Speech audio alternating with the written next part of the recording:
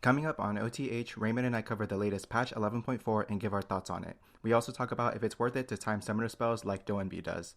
Then we give a review of the first half of the LCS spring split before we're looking forward to LCS Week 4. Lastly, we give our 2 cents on the conversation around abolishing the import rules for LCS teams. We hope you enjoy episode 4 of On the Hunt.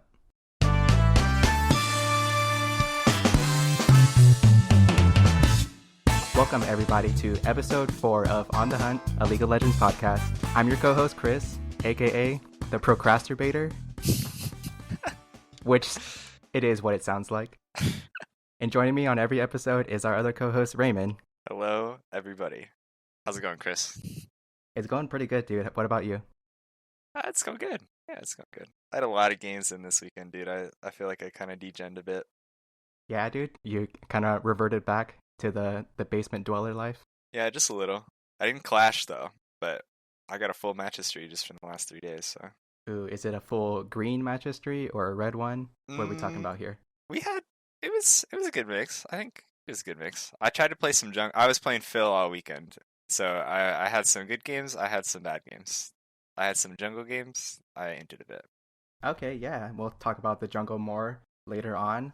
I kind of missed Clash as well, and I didn't play too much this weekend, or very much last week at all. It's been a slow couple of... It's been a slow February for me, let's say that. Been a lot of procrastinating. Yeah, you know. Exactly that. It's exactly what it sounds like.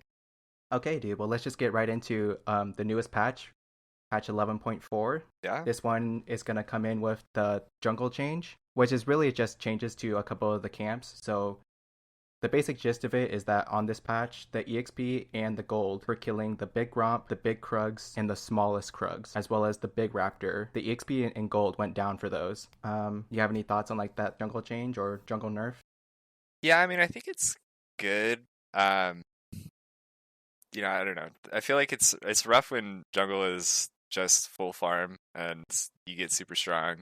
And if you like screw up a gank early or just like fall behind on pacing or something, you do something dumb, pathing, and then suddenly you're just 2 levels down the whole game. It's annoying because the other guy is just hard farming. I think I like metas where you're incentivized to get outside a little bit more.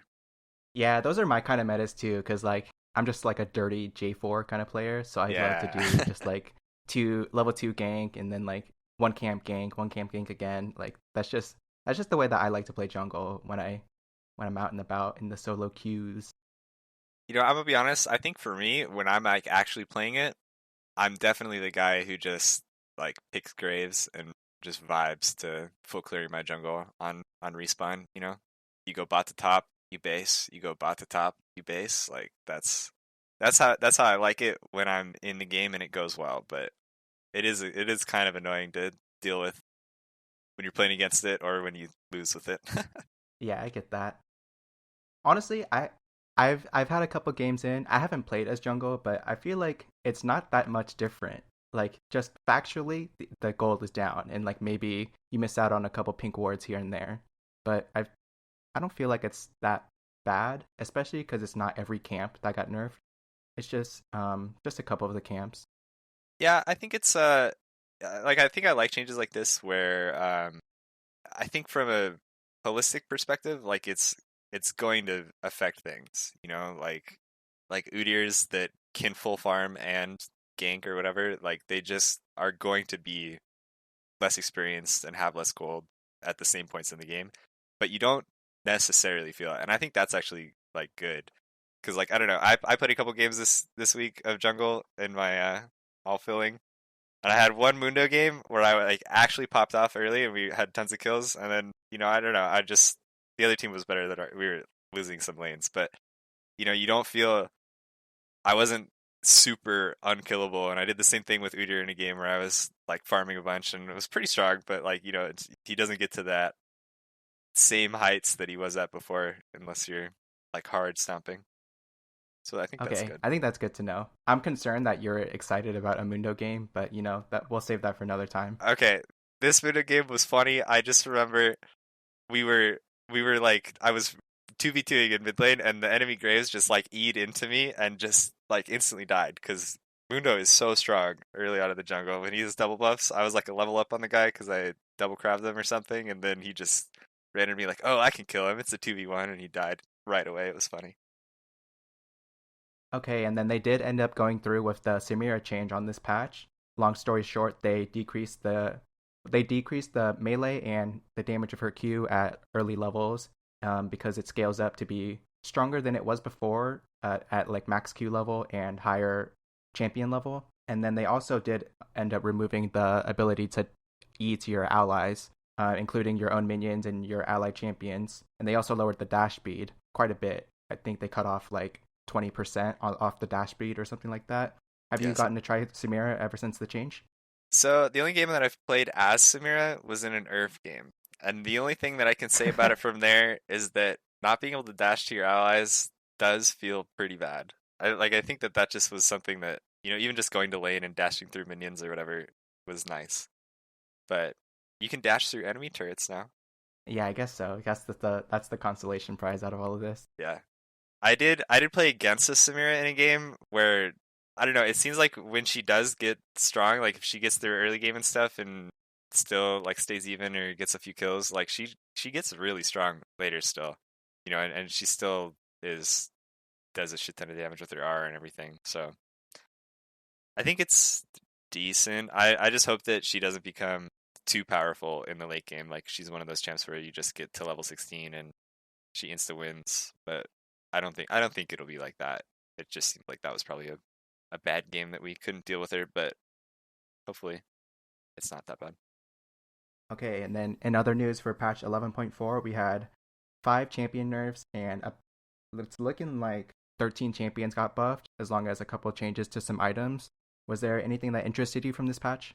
I think the Jinx changes and the Kai'Sa changes were interesting. I think I was kind of surprised that they wanted to, or I guess I was surprised that the health nerf to Jinx last patch like mattered because it seemed like there were so many other changes, or the other changes to her seemed like more impactful on like how she would be played that I would think I wouldn't have been so quick to revert something.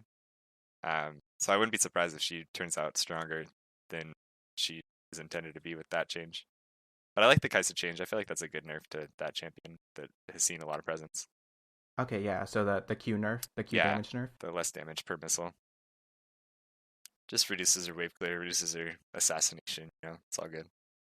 Yeah, I thought that was pretty interesting too, that like a couple patches in a row they touched Jinx, and last patch they like lowered her base health with all these other changes, and then this patch they brought it back Yeah. up. So in a way it's like reverting the change. I was actually listening to Freak talk about the patch notes, and he was kind of saying something about how like the balance team uses all this Mm. data to kind of like determine what changes impact which elo the most. And I think he was saying something that like in lower elos, Jinx was doing really great, mostly in part of the change that came Yeah. last patch with the whole changes to her rockets and stuff. But they noticed that Jinx's win rate was going down in higher elos, and that I guess with all of the data that they have, they can determine that the HP reduction, the base health reduction from last patch, is what results in the lower win rate for higher elos. I guess it's because like the better players know how to all in better or and that sort of Yeah. thing at early levels. Like, Yeah, I think that's probably the big thing of it. I don't know. As somebody who plays frequently enough with people in lower elos in the bot lane, I definitely think that people's like they have less it's harder to judge like when you can all in, when you can fight. And a lot of times champs like Jinx that just get resets and pop off, like they'll go untouched for a while because people just don't know what to focus or how to engage and stuff like that. uh huh. And do you remember not so long ago when Sneaky was on the big Cole and cut down like hype train? No, but go ahead. So so there was a while ago where he was running like Cole and cut down on like every champion because you have no HP bonus from Cole, but with cut down you basically go into lane against any Doran's lane ADC, Doran's Blade ADC with like a 5% damage increase just from the rune at level 1. And so he was convinced like it's just broken, and he would do it on everybody. He'd get the free 300 gold from Cole.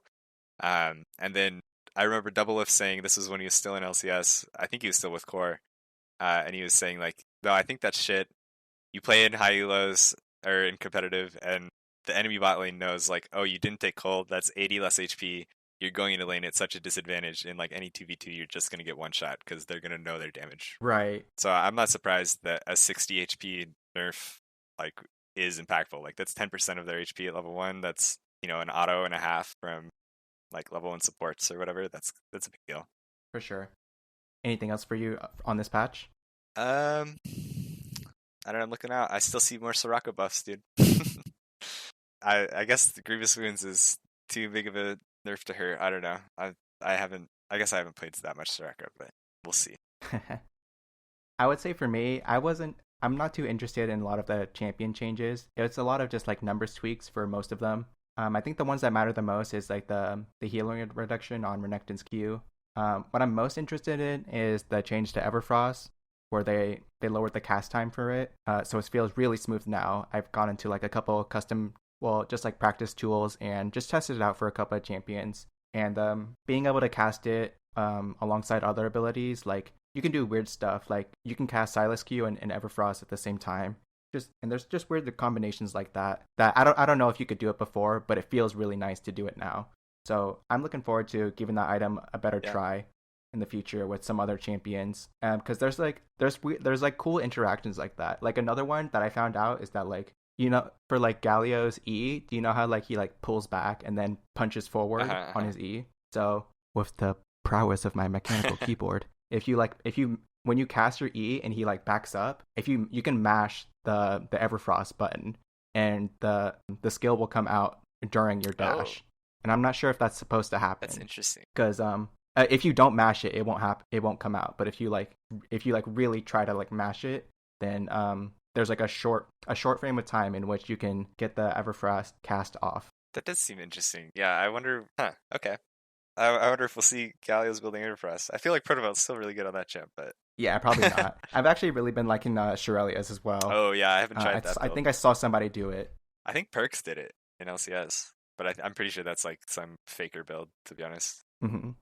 What do you think about the Cosmic Drive changes, actually? I think it's interesting to have like flat MS boost on an item, kind of like the way Lichbane is for those kind of champions like Echo and that sort of thing. I think it's interesting. I haven't given it a try yet. I saw something on Twitter where like pretty much for the same amount of gold, where like you can have like Sork boots and a mythic item like the entries for 6,000 gold, or you can have Cosmic Drive and some other item so that you reach the proper AP threshold. Yeah, I think it was last chapter. I think I remember seeing that same post. Mm-hmm, yeah, and it's pretty interesting because you get like a lot of ability haste from it, and you get the base move speed. Yeah.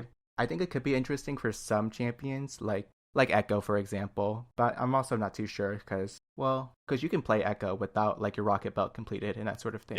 Yeah, I think it's I feel like that's a neat change just to have the like ability power break off. It was kind of like how they had Infinity Edge earlier in the season, but it's obviously not as impactful of an item as Infinity Edge. But I like when they have these items that you can kind of like theorize different builds or figure out like just different starting paths. Kind of, it's neat that like this is something that is also attainable like at an item and a half that you could in theory go Cosmic Drive really early and hit the cap on it, and then have this different spike than if you had just gone Mythics and Sork Boots or something. Yeah, I definitely think it's interesting. Yeah, like maybe like someone like TF would really want that. Yeah. Although Rocket Belt would be really good on him as well. True.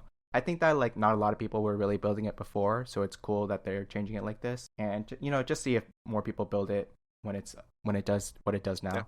But yeah, that's pretty much it for me on this patch. I think that's all I got as well. Nothing else too big. All right, well, let's round out this segment with our picks of the week. Do you want me to go first? Yeah, go for it.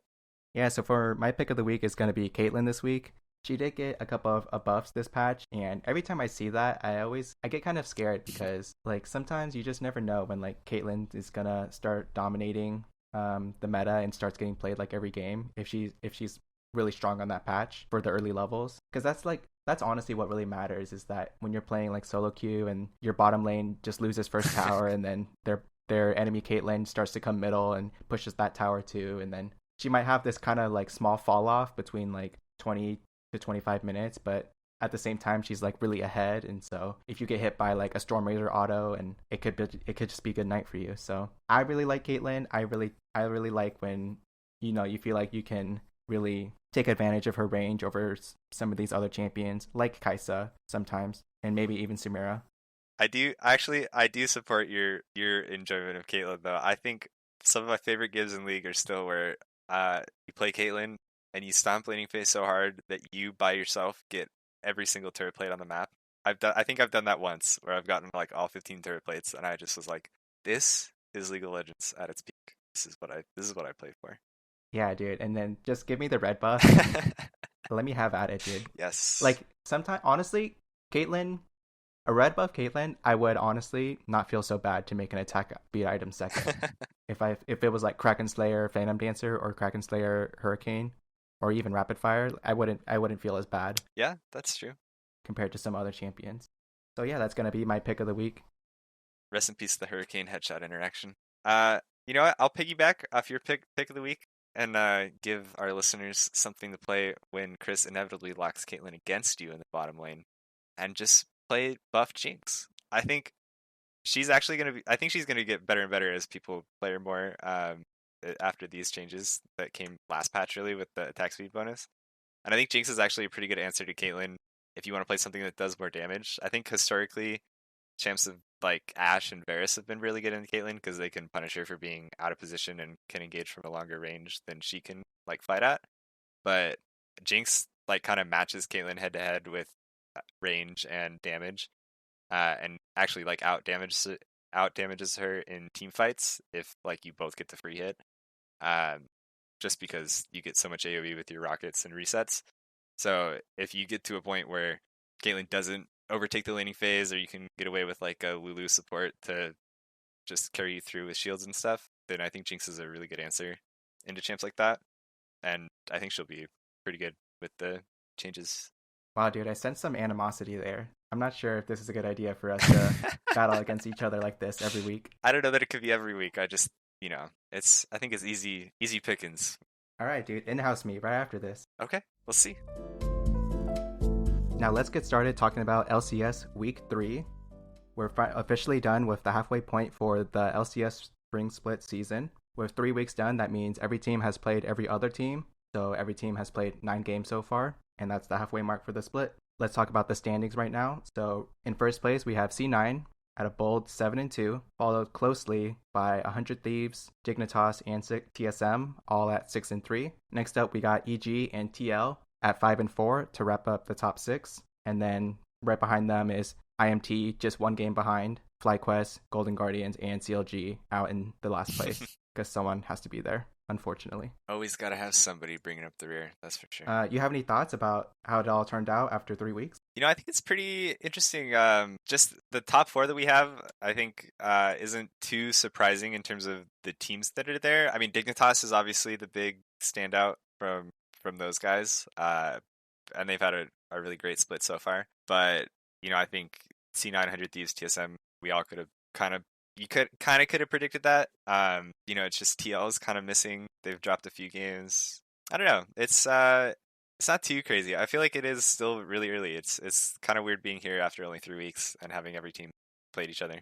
Yeah, it's still honestly really close. Like first through 6 are just 1 or 2 games apart from each other. So I'm still excited for what's to come in the next coming weeks. And I just think it's interesting that there's no undefeated teams, and then there's like some of the teams have like losses against the lower teams. So like TSM and TL have both lost to Immortals, I believe. Yeah. And so that's just like really unfortunate for them. And we'll see if they can bring it back in the second part of the round robin. Yeah, I think it is really cool though that we've not seen, I don't know, a dominant team. I don't know. Whenever, maybe I'm just triggered from like when C9 first entered the LCS and went like, I don't know, they only lost like 7 games or whatever that season, and I've just ever since then been like, I don't want C9 to win every game. And then they did it last year, and I was like, oh my god, somebody beat them, please.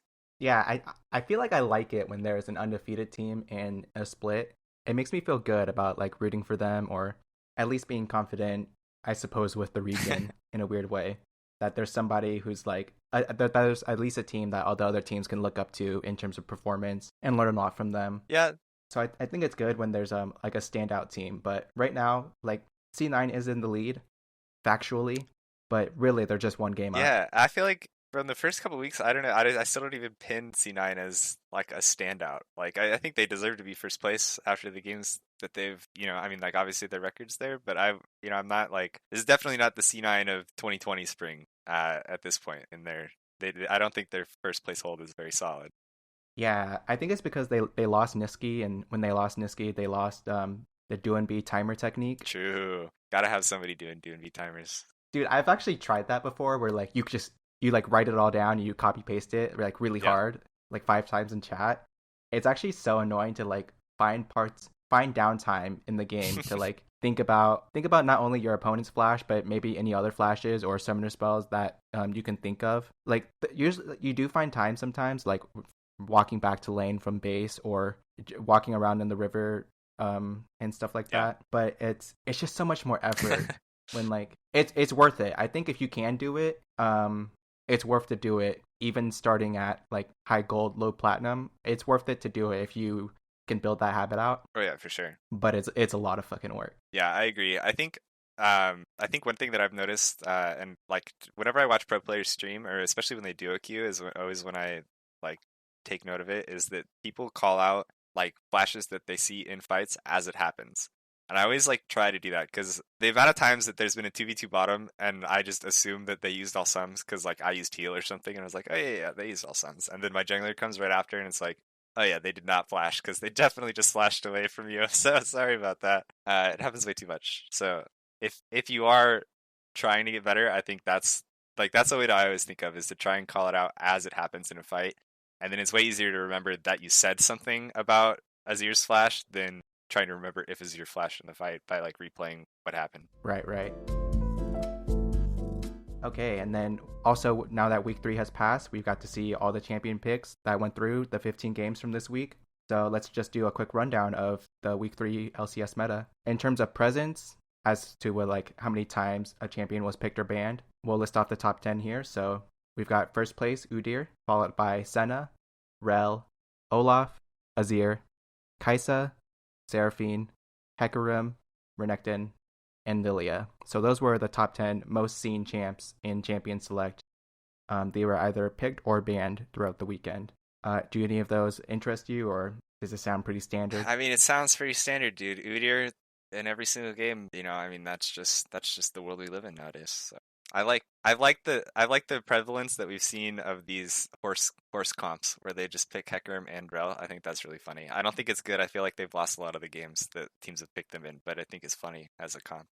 Actually, I think that combo is really strong. To get like the Rel ulti on top of a fat Hecarim ulti. I feel like that's just a really good wombo on its own. I think it's a good wombo, but it seems to be like sometimes teams are picking it.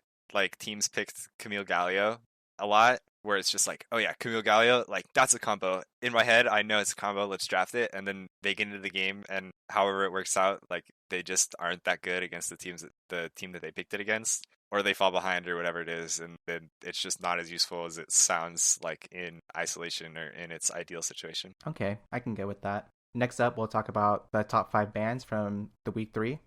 So we've got Udyr at 15 bans for 15 games. Pretty stupid. God bless. Followed by Senna at 11 bans, Olaf at 10 bans, Seraphine at 9, and then Thresh and Renekton tied at 5th place for 7 bans throughout the weekend. Yeah, anything you feel about that one? Or are we just going on? I don't know. It sounds like the meta picks. Well, the meta bans, I guess. Yeah, it's pretty tough to see that like Udyr and Olaf are banned so often. So that I guess that explains why we see so much Lilia and Hecarim in these games, because they're just like the next best junglers in the tier list, I feel like. Yeah, that seems about right. I'm kind of surprised to see Renekton in the top 5 still, but top laners just keep picking Renekton, dude. Yeah, I guess he must still be really strong, even though they're playing on this patch with I think it has the Sterix nerf and the Gore Drinker nerf, and then there's still, Renekton's still getting banned in about half the games, and he's present in like 2/3 of the games, I believe. Yeah, I think that must just be the top lane egos that they can't lose lane. It's like almost impossible to lose lane on Renekton, probably. And then I'm just going to go through every lane, the top 5 picks for each lane. All right, hit me. So for top lane, we've got Gnar, Gragas, Aatrox, Gangplank, and Renekton. For middle, we've got Azir, Orianna, Yone, Victor, and Ryze. In bottom lane, we've got Kai'Sa, Samira, Ashe, Ezreal, and Aphelios. Then lastly, for support, we have Rel, Alistar, Galio, Tahm Kench / Senna. Debatable if you consider them as supports, I guess. And lastly, Thresh. Anything there stand out for you? Nah, not that much. I think looking at it, actually, the Azir having 8 picks and the next closest being Orianna at 3 is kind of surprising. But I mean, it's still Azir, a meta staple of competitive for who knows how long. Yeah, I think I like it some when like you can rely on a champion, but I also don't like it that I don't like it that it's like such a reliable scaling champion, I suppose. That a lot of teams that can just rely on, or even just the players can rely on to feel like at some point in this game I'll be impactful, hopefully. Yeah, But then you can also do cool stuff in the relative early game if you're on like one item. yeah, I think that's true. Azir is one of those champs actually too that I think, I don't know, somehow he gets out safe in a lot of early games, but there's a lot of times I feel like where you see him in early skirmishes and it's just so useless sometimes. He'll get a 1Q auto and then you just see him slapping people with autos because he used all his soldiers to push the wave or something, and that's just like depressing to watch. Yeah, I definitely think he's better for competitive when you have like other people who can keep enemy champions in place. Because he has some pretty long cooldowns for the oily levels and at like low ability haste, especially because you don't really get ability haste nowadays. Yeah, that's true. For The Master's the nerf. mage itemization. One thing that I think is pretty cool now is that like Rel is pretty much up there now for like top contested pick. Yeah, that is true. And pretty much all of the pro player supports have picked up Rel by this point. So she's just really good. Seems like she's really good engaged champion. Although it seems like you have to have flash to do something like really big. Yeah, I think what's going to be interesting is if Rel stays at this high of a like presence, because we already saw it in one game that I don't think we'll talk about it because it was CLG. But or was it CLG? Shit, no, it was Golden Guardians. They picked Janna against it, and I think it was the last game of the day on I don't know. It was when they played against 100 Thieves, and they picked Janna against it, and I think Janna is actually a really good champ against Rel. I remember seeing that matchup like in the first week of Rel being out, and I was just like, that's like what's Rel gonna do, dude? Like she can't walk up, she can't go in, and unless you have flash, like you said. But I think that she's a champ that is pretty counterable. So if she stays at such a high like presence and people want to pick her early and all kinds of that, I think it'll start to trickle down as people figure out what to do against her. Yeah, actually, you reminded me of something that I saw Smoothie do in an LCS game. I forgot who it was against, but basically he was playing Rel, and an Alistar went to WQ combo him. But at the start of the headbutt animation, Smoothie stunned him as Rel, and then so he headbutted. The Alistar headbutted in, but he couldn't pulverize. Yeah, actually, I remember that too. That was such like a crazy interaction that like if you could practice that, then it just makes Alistar look really stupid in lane. Okay, we're gonna side note real quick here to talk about how good CoreJJ is. Did you see?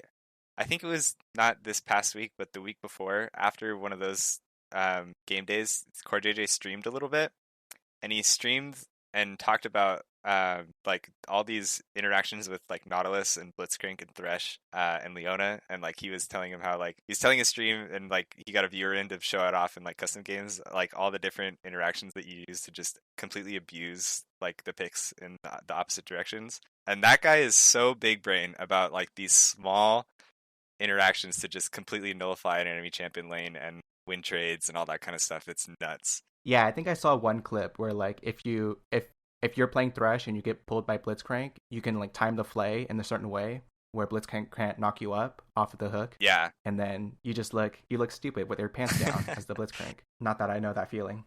Yeah, he was doing that. He was playing like Nautilus against Blitz. I mean, you can do the hook with Nautilus to buffer CC. That one kind of was obvious, I think.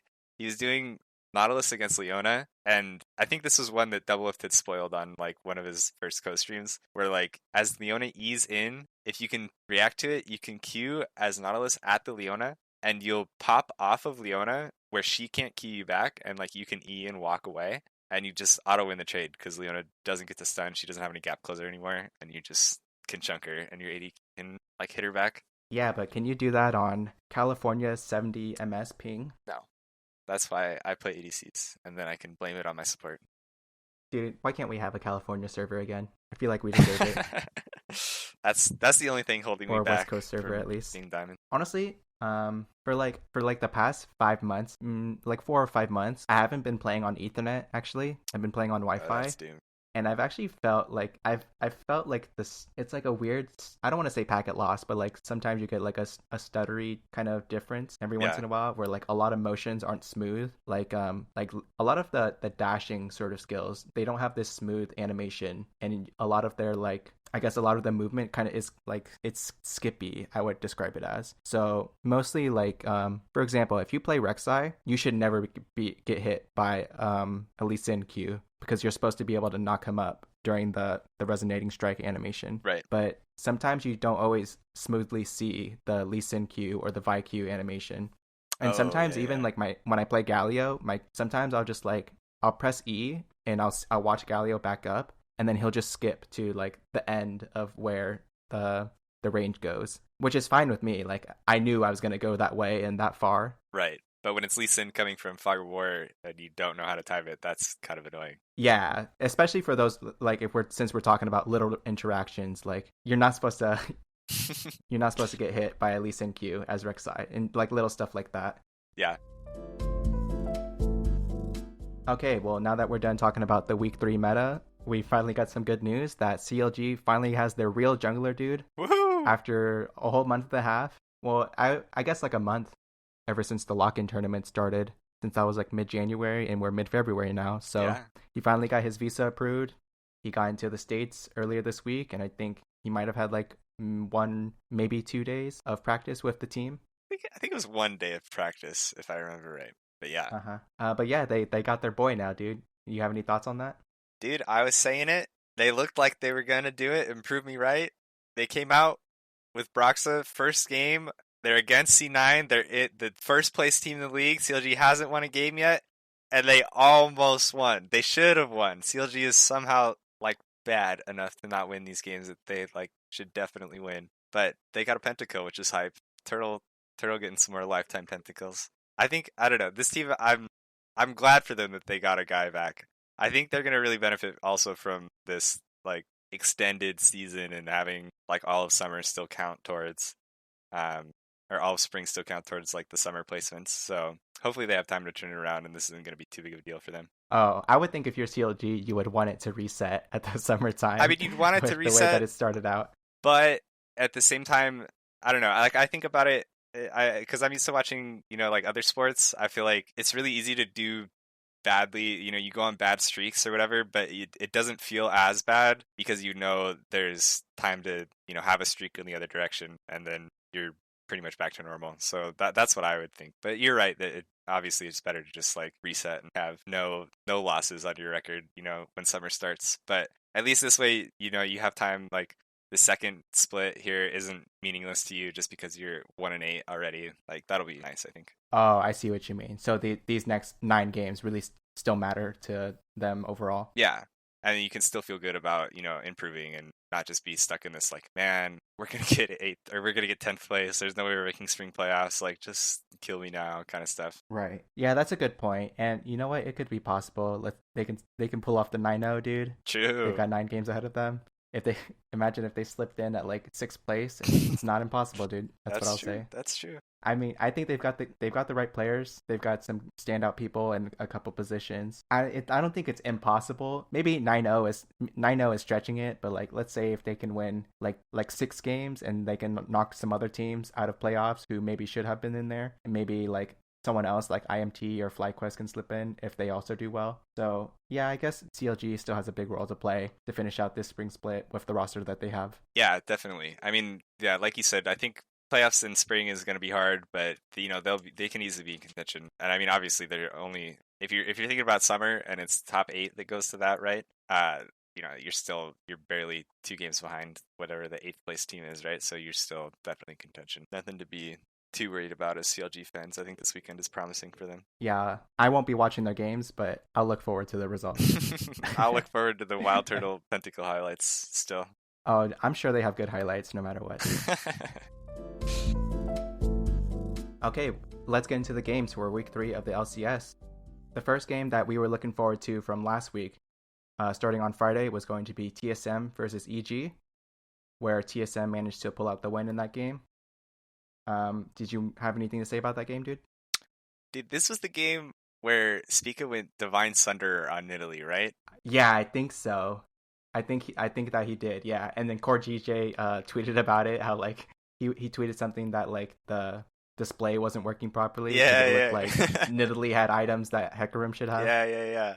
That's that was interesting. That's all I think I have to say about this. This looked like another like solid TSM dub that they've been showing off like from last week too.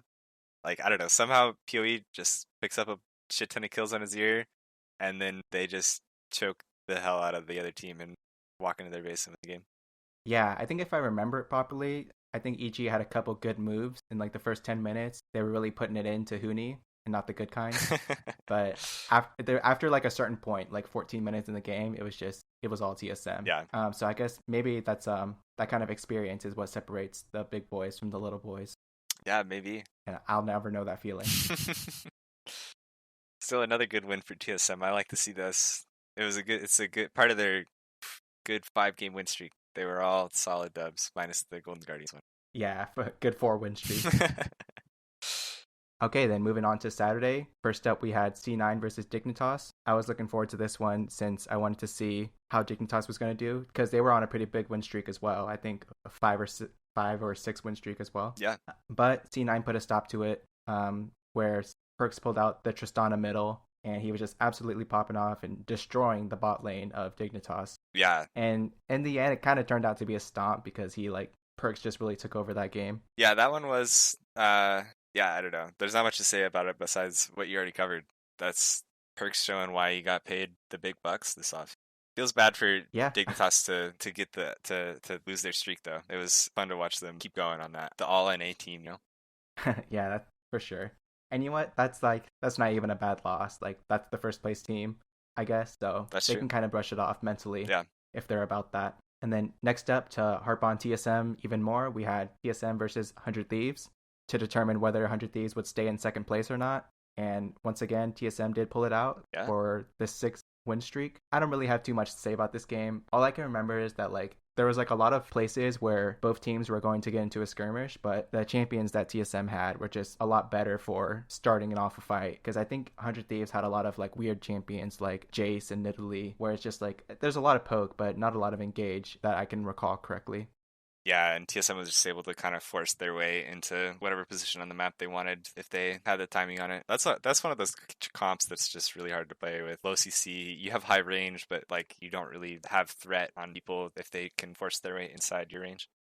Yeah, for sure. I think that if 100 Thieves are comfortable playing with that kind of stuff, then, you know, I'm glad that they try it. Maybe it's hard to execute against another top 6 team, or in this case, they're another top 4 team.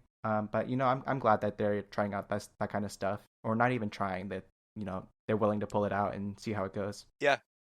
Yeah, I mean, you just hope that that's not something that they, you know, just start forcing. Because I think that, you know, like you said, it's good to be able to play those comps, but also it's not a comp that you can just pick in any situation, you know, like we kind of saw in that game. So it's good to see, but you hope that they don't stick on it for, you know, game after game as the season goes on and just lose to teams with better engage or whatever. Mm-hmm. And then the last game of Saturday that I thought was the best game from Saturday was TL versus EG, where it seemed like there was a lot of good back and forth in the early game, where TL was just absolutely bullying Impact on the Gnar. Yeah. You know, they had the Camille Galio combo. They had CoreJJ roaming up and getting some couple ganks off on the Gnar early on as well, pushing him back all the way to his tier 2 turret at some points in the game. But I think, at some point, even Impact was like 0-4-1 or something like that. And he ends up finishing out the game pretty strong, dude. That's what I like to see out of the strong mental top laner. Yeah. So EG do end up winning that game versus DL. Overall, I thought this was a really good game with some close fights here and there. What do you think about it?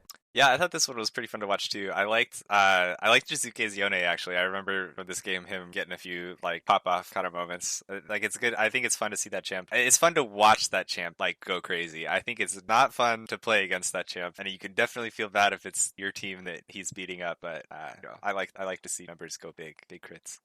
Yeah, I think I'm really glad that kind of champion is being pulled out in the LCS. Like Yasuo or Yone, I'm really glad that people are using him. Yeah. Or them. I think actually. Okay, moving on to. Oh, go ahead. I was gonna say, I think real quick, that Yone's a good champ into like Samira. I think like just in isolation. I don't know if that's why they picked it in this case, but it's like someone that can just get in melee range and out damage you is like really useful to be able to just beat up Samira because she can't block any of his auto attacks or anything. Oh, it's a good way to think about that. Actually, I usually never think about like interlane mingling.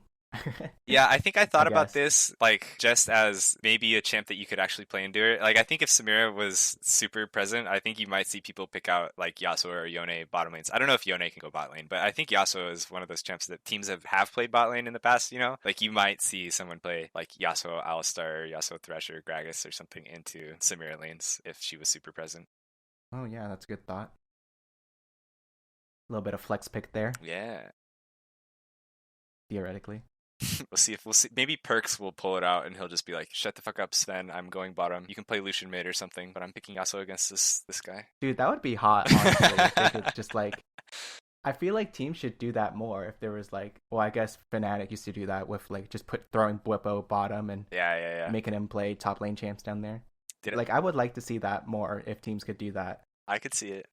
You know what would be the real hype thing if they did that? You put Perks bottom on on Yasuo or Yone or whatever he wants to pick, and then you put Sven middle, but you make him play his OG Niels Kalista, and then he can bind Kalista to Blabber because he's the mid laner and jungler now, and just Blabber can just go insane with a Kalista ulti to pull him out or throw him in. Think about it. C9, call me up. I'll be your coach. Dude, I actually had this. This is gonna be the weirdest like side topic ever. But I had this crazy thought where like for 100 Thieves, sometimes they like to flex pick Set, which I think is one of Kuhi's best support champions, but they also like to use it middle sometimes as well. And so I was thinking about like how crazy it would be if Damonte played Set middle and he played out the laning phase, and then after 15 minutes they just stood up and like switched seats or something like that. And then like now Huhi's just playing this farmed up Set for like the mid game. Yeah. To like find the sick wraparounds. What's the word? Flanks. Find sick flanks. Sick flanks, yeah. I'm pretty sure that's highly illegal. But it would be funny. That's the future of League Esports, dude. When people can just you have 10 people on your roster and your first 5 is just pure laning gods that have no brain about how to play macro, and then at 15 minutes you put in everybody else to secure the jungle or secure dragons and everything like after that. Yes, dude, that'd be so funny. I don't know what the technicalities are on like ringers and locking in people into what they are supposed to play, but you still have the same 5 players in the game. I feel like we've seen some show match where they've definitely messed with that, like the one maybe where like the LCS Pigeon was playing against Toonie or something, that might be, I think the rules for that might have allowed for it, so maybe that's in the LCS rulebook somewhere. Yeah, well, I'll have to dive into that myself or hire a law firm to get in there for me. I'm deleting this whole portion from the podcast. Anyways, moving on into Sunday, the first game we had was going to be Dignitas versus TSM, where Dignitas had just suffered a loss on the Saturday and TSM was still riding strong. So this was pretty much going to be the match to see if TSM's going to finish out the halfway point at sole possession of second place, or if Dignitas was going to tie it up. And that's exactly what they did, dude. Dignitas pulled out the game, even though TSM started pretty strong for like the first 8 minutes, but then I think that Dignitas did a really good job forcing some fights throughout this game against TSM's more or less scaling composition with like the Lulu Corki kind of thing. Yeah, this game was kind of cool actually. I think it seemed sad that it got lost kind of on the hinge of 2 like missed smites or smite fights. Smite steals from Dardak. You're gonna go the other direction too. Like it felt like it was, I don't know, like exciting to watch, even if it was kind of like weird with the Lulu top and everything. Yeah, I really enjoyed watching this game. Except the parts where like Corki is fighting, I didn't like a lot of those parts because I was just looking at that champion shoot pellets at these. Yeah. That Corki Gatling gun is like actually just like a BB gun or something, dude. It doesn't hurt. So I'm not impressed with the Corki, and it sucks that the other team got a 0 as well. But yeah, I think Dignitas played fine that game. Yeah, it was a really good job of them, I think, to shut down like Samira kind of to like put Kalista in inner lane to not let her get ahead too early, like Kalista just bullies, and then you have Skarner that just doesn't let Samira play the game later on. Yeah, for sure. Actually, now that you bring that up, I don't think I saw. I don't think I was really impressed by any Samiras this weekend. Yeah, I'm trying to think. I don't think that I remember any in particular either. Yeah, I'd have to look back, but I think I agree with you. I don't know that there were any times that I remember seeing Samira like that's hype. I wonder how she'll do after next patch. Maybe teams are gonna have been losing with her a little bit, and now she's gonna be nerfed, and they're just gonna be like, yeah, see. Yeah, I'm curious about that as well. Because Ven is already picking up like the Ashe again. Yeah, and Caitlyn's coming back, dude. It's just gonna be Ashe, Caitlyn, Varus every game. Senna, sorry, no Varus anymore. Yeah, I think so too. And then to round out our Sunday games, we had TL versus C9. I was looking forward to it because I thought that TL and C9 are both pretty good teams, even though TL was out in like sixth place technically at that time. But overall, I think it was a pretty good match. It turned out to be pretty one-sided from TL after about 15 minutes. But there was some good back and forth for the first portion of the match. Did you happen to catch this game? Yeah, I was catching some of it. I think I was maybe playing some games at the same time, so I was looking over at a second monitor, and I do remember, thinking like, oh yeah, this is, it's a close early game, and they're going back and forth. And then at some point I look up and it's like this 12-minute tower dive where Santorin walks out with a double kill, and then suddenly he's 6-0-3, and I'm like, oh wait, never mind. C9 is gonna lose. Yeah, actually, I remember watching this game, and like there was actually some really, really key moments where like somebody lives because of Tom Kench, Yeah. and so I like watching that game. I'm just like, man, for as long as Tom Kench is the way that he is, like he will always be worth playing. Yeah, that's I feel like. true. Especially when people are really good at that champ, like you can tell a difference. It seems simple. You're just like, oh yeah, eat a guy. Eat him when he gets hooked, or eat him to save him, this or that. And it's actually so hard to do correctly all the time. And people like CoreJJ manage to do it. Yeah, it's pretty awesome. Okay, so that rounds out our review of the week 3 of LCS. We're officially halfway done with the 6 weeks that make up the first portion of the entirety of the 2021 year. Now let's look forward to what's going to come up in LCS week 4, which is going to be the start of the second portion of the round robin, where some of the teams are going to start facing each other again. The first match of interest that's going to be coming up on Friday will be TSM versus TL. You were saying you think it'd be pretty interesting if we just try to give our predictions on this? Yeah, I think so. I think this game is actually probably a prime example. We see TL coming from the bottom of the standings, but they just are on a high from beating C9, and then TSM coming from the other side of the standings, but they just lost to Dignitas. So I don't know. How do you feel about the matchup, or should you just want to like rock paper scissors and then say our prediction? Who's gonna take it? I feel kind of the same way, dude. I feel like both teams have been a bit. We've seen them both be a little up and down. Some good games and some bad games as well. Some good drafts, some bad drafts. I honestly think that it's really difficult to predict how this game is gonna go. And even if you saw the champions, it's like it would be pretty tough to predict how the game is gonna play out. Yeah, that's so. I actually do think that this game is kind of 50-50 just from the outset. I think for me, I'm gonna go with TL here. What about you? I think that's a good pick, and I think I would have said it if you hadn't said it first. So I'm gonna go with TSM just to counteract you. I can respect that, and also that's a good pick because the last time that these two teams played, I'm pretty sure that TSM won, and like pretty decisively as well. Yeah, that's true. That game, what I really liked about that game, thinking back to it, was how Sword Art played Pantheon, and I think it just really enabled their whole team to play off of just this really easy point and click go button with that champ, and just like flash Wing onto Tactical's ADC. So I would be surprised. I feel like the way that TL is going to play and the way that like Tactical CoreJJ will play, even just in the ice that like specific matchup, they won't let that kind of thing happen again, and they'll be like prepared for it. So I don't think TSM will have it as easy as the last game looked. I think both teams have probably leveled up a little bit and will be ready for each other.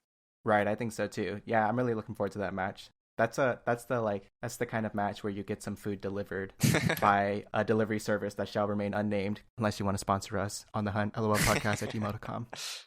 Moving on to Saturday, I think another interesting game that's going to be on that day will be C9 versus EG, where last time the two teams played, EG got the victory because they're dirty Senatom Kench users. But yeah, I'm really looking forward to that game. What do you think? Yeah, I think that'll be a good game too. I don't know. If I'm just gonna rapid fire this one. I'm gonna say it's gonna be EG who takes the dub. What? No way, dude. You're trolling, actually. Mm, all right, tell me why. Tell me why. Okay, I'm gonna go with C9 on this one here. Like, it's true, EG handed C9 one of their only two losses, but I do think that a large portion of that was because of the Senatom Kench, and I'm really hoping that C9 learned their lesson when it comes to giving that up. I will say though that I'm not sure if the side selection is gonna matter on this time. I don't remember which team was which, but because I do think that affects the way that teams ban out certain things about like whether they would choose to ban out Senna or Udyr or that sort of thing. Mm-hmm. So maybe the side selection will play a big factor on this, and I honestly haven't even looked into that. But I'm gonna go with C9 because I think that the fundamental gameplay is a lot stronger on their good days. Yeah, I think that's fair. I'm gonna check are you sure they play on the old patch still, or is next week not when they would start with the new patch? Like I mean, that'd be 10 days of it on live by that time, right? Oh, you know what? I think you're right. Actually, I think they would move on to the next patch for week 4. Yeah, but yeah, I guess yeah. Well, I guess we'll see on that because I'm not sure, but I don't know. I guess I don't know if that would have too much of an implication. Maybe you could make a case that some of Blabber's power picks are gonna go down in strength just due to the jungle changes. So maybe just him on his own will have a bit less of an impact, which is definitely I think one of C9's like strengths in this matchup is Blabber probably being able to punish Svenskeren.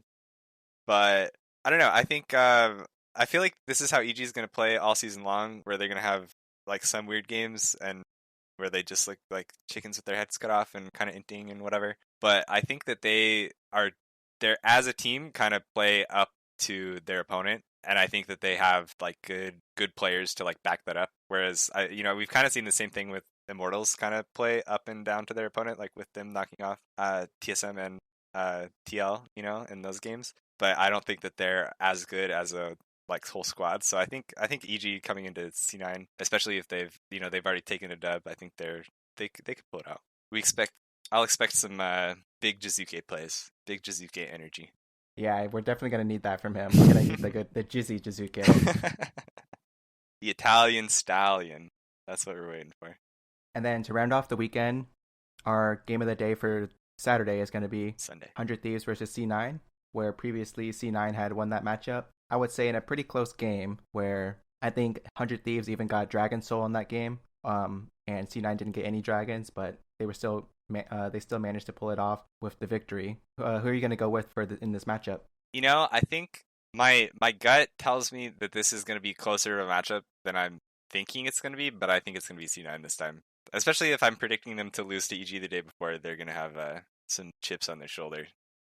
Yeah, I think this one is going to be really close as well. I do think it's a bit of a... I don't know how close these two teams are, since I wasn't really too impressed with 100 Thieves this past week. So I'll have to see how they end up playing on Friday and Saturday before they end up facing C9. But as of right now, I do think it's a bit C9 favored. So I think I'm going to have to go with Cloud9 there as well. Yeah, this is an interesting matchup, I think. Already kind of given their history, this split. I mean, 100 Thieves, they were the semifinals in lock-in, right? They went 5 games. Yeah. And C9 has kind of had 100 Thieves' number the whole time, so maybe this is 100 Thieves' chance to prove them wrong. But yeah, it's kind of weird. It's not often that by week 4 of the LCS, teams have already played each other for like 6 times. Yeah, that is pretty crazy to think about it, like just 2 months in. Yeah. Okay, that's going to be it for our coverage of the LCS for week 3 and week 4. We'll check out next week how these games turned out and see who was right or wrong. It's going to be me. I was going to be right and wrong. I'll actually be both. And then at the end of our episode here, we've got a couple of miscellaneous topics. First one is going to be maybe either interesting or contentious. I'm not too sure where you fall on it, but let's get into a little bit of talking about the removal of the import rule for the LCS. So I believe how this started is that pretty much for like a long time, Travis Gafford has just been inquiring with each of the 10 franchise LCS teams as to what their stance is in terms of upholding the import rule, in which teams can only have 2 imports on the main LCS roster active. And I believe that, long story short, he recently reported that all 10 teams are in favor of abolishing the import rule so that there would no longer be any restrictions of how many imports you could have on the active LCS roster. Do you have any thoughts about that, like right off the bat? I mean, I don't think this is a weird topic just because, it's already been so long since the import rule has kind of been around. And teams are already, there's been enough players that have gotten citizenship or green cards or just, declared residency. They've been able to become North American players, even though, they were imports from the start. So we've got teams like TSM that has, Huni and Power of Evil and Sword Art and Lost too, that was, an OCE import, all on the same team. And it's like, well, are they really NA? Just from that. But it's kind of like, I think the spirit of it is still good. And like with those players, it is, some of them are players that have been around for a while. You think of guys like Huni, and then like Jensen, who's played here literally his whole career. I like those guys being NA residents too. But I don't think I'd want to see the LCS become just like another LPL academy or something like that. Yeah, I'm not really too sure where I fall on it as to whether I think the import rule should be in place or gotten rid of. I think it's a tough position probably for the team owners. I think like if I really like sat down and tried to think about like why they would want to abolish import rules, is it like, does it have to do with money or something like that? Like what's the real I guess intentions or end goal that they would want to, like, if they wanted to, like, you would think that if they don't want import rules, then they would intend to replace North American players for imports. Right. But then, like, what kind of imports would they be getting? Like you said, they might be getting OCE, perhaps some, like, European National League amateurs who might not be getting paid much where they are right now. But even just, like, a small double or triple boasting of their salary to even just, like, let's say 70K a year is, like, a big change for them. Like, is that saving the organization's money in the LCS? Like, and I'm not too sure what the motivations would be for them to want to abolish the rule. I think that it is pretty crazy that some teams can just get away with having, like, quote unquote native players, like you said. There's Jensen, Impact, Huni. I think even Svenskeren and Santorin are considered NA players. Yeah, I mean, I'm both. Correct on that. Yeah, you look at TS7 and you look at TL, and 2 years ago, none of, like, they both have one native NA player, right? And now they have 4 of them on the team, and they get away with it. Yeah, like, quote unquote get away with it. So, like, I'm not too sure where I fall on it. Like, those players, like, in some cases, like, Jensen is an NA player. Like, right. That's pretty clear cut. Jurgensen is an NA player at this point. Maybe Svenskeren is arguable because he went to Worlds as a European player back in, like, 2014. Yeah, or I believe. So that one is, like, debatable. But then he did go to Worlds as a TSM player and a C9 player. That's true. He did end up doing that as well, and he's played for NA much longer. Yeah. But yeah, I think, like, if it makes it easier for the organizations to, like, manage their resources, then I could see why they would be in favor of it. And I guess it's like, when I think about players like Jensen, Impact, and that sort of thing, like, I like those players. And so, like, does it really matter if Niles, Iconic, Diamond are, like, replaced by imports? Like, if they're replaced by people who I like, then that's not a big deal to me, I guess. Yeah. So I'm not too sure where I fall in this. Like, if they paid, like, a different player from, he would have to speak English to be likable for me. Even though I said I like some of the Asian players who are imports with native status now. But let's say that, like, some European players want to come over to LCS, but they don't want to, but they're not considered imports. Let's say people like Nemesis or something like that who aren't on a team right now. Right. Like, if they're good and likable, then, like, I don't mind if Nemesis was playing over RJS or something like that, especially if that eases the resources on the esports organizations right now as well. So I think that's, like, from the organization side, that's pretty clear cut to me that there's just a rule and things would be a lot easier if that rule wasn't there. Yeah. I understand like there's like backlash of like, well, if you did that, then it would just be all imports. And like from my perspective, I think one, is that really such a big deal? Because like, do you really care about those quote unquote Native American talent? And two, like, no, I don't have a second point. It just sounded cool in my head. But You know yeah, what? I think that's I think there's one thing that's interesting from the org side, and because I think it's funny that it seems so unanimous among the NA like executives, but then I liked that kind of like out the bat, Carlos of G2 was already like, no, what the fuck? If NA just becomes import like no import rule, then LEC is going to lose all their talent. Like I don't want that. We should have a say in that. Like you don't get to just pull from all our regional leagues because you change the rule. Like what the fuck? yeah, it's actually a good point. It should be like a rule around the world or something like that, not just the LCS. Yeah, I mean, it's gonna be if they change it. I do think it's gonna be pretty interesting on what it would do because I think from a league's perspective, I think a lot of people have tried to compare it to like stuff that happens in like other sports, and I don't know. A lot of the time, it just does. It boils down to like it doesn't apply apples to apples with the NALCS. I feel like because we're just honestly not like the premier League of Legends circuit. Like if it was like LPL or LCK that said like, okay, yeah, we're no imports, we're just like the best league in the world, so we're gonna get the best players, and you can field however many of them. Like, that's a cool thing. But like we're, tier 4 of, the top like the major regions. We're the fourth one probably, right? I mean, like there's not really arguing that. So like, what do we have to offer people besides money? And then I don't know. I feel like there's issues there where if you're just like paying, Perks' salary, but split among five Korean players because they're cheaper than whatever NA talent you have. Then yeah, what like are you actually getting the best play? Like Faker's not going to come to NA for that kind of money. Just like he like the good players in those leagues aren't going to jump ship just to play in the LCS. Like I don't know. It's crazy. I think if they got rid of it just off the cuff. Yeah, I think, but the way that you described it, like let's say like LPL decided, their imports aren't going to count against your team anymore in the LPL. That would honestly be really cool if like a team like one of the lower teams, let's just say like, okay, I don't know any names of any of the Chinese teams, but let's just say there's no import rule, so let's just buy out 5 Koreans and see how they do. Like I think that's really cool, and so like I imagine if you kind of applied that to LCS, let's just say like FlyQuest was just like, fuck it, let's just get 5 players from Vietnam and let them run wild. Yeah.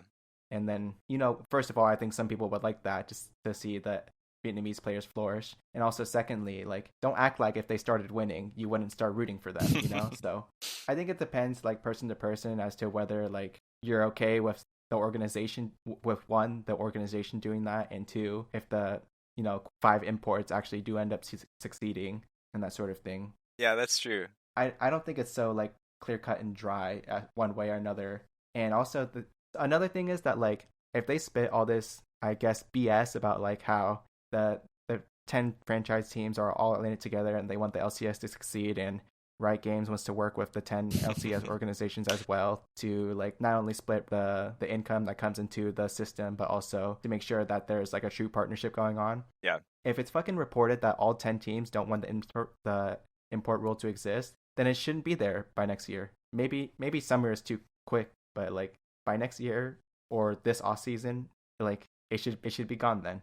I think I almost agree with you on that, but that's also a reason why like the Players Association should exist, is to have the power for them to at least have some say in it. Because I get what you mean with like if the orgs all want it, then the org should get it. Like it makes sense if they're all like that's kind of the league, right? But it's almost like setting a bad precedent if the team owners can all just get together and say like, yeah, we don't want this, Riot, take it away. And then the players are just like, bro, we're right here. Excuse me?